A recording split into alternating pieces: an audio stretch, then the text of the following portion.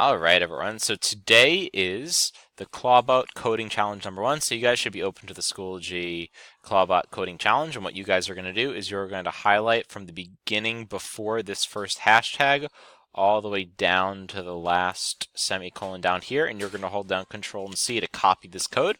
Then you guys are going to go to the desktop and you're going to find this app that says Robot C for Vex Robotics. It is not the graphical one, so make sure it is the one without the word graphical.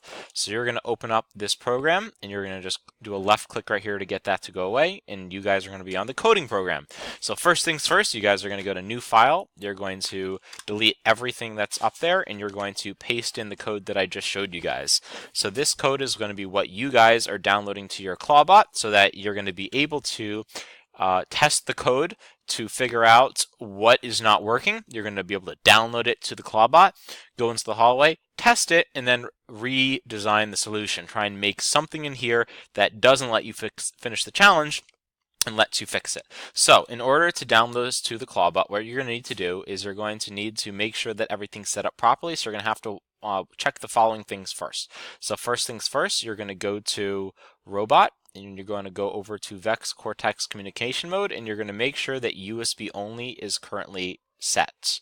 After clicking USB only, you're going to make sure that under platform type, you guys have the Vex 2.0 Cortex selected, and you also have to make sure natural language PLTW is selected.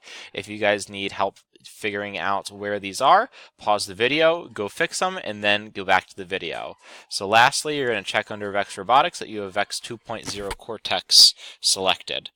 So after you have all those selected, what you're going to do is you're going to go back into the code. You're going to plug in the orange USB cable into the USB port of the computer, and you're also going to plug it into the USB port of your Cortex. The next video is going to give you visual instructions on how to physically connect the robot to the computer.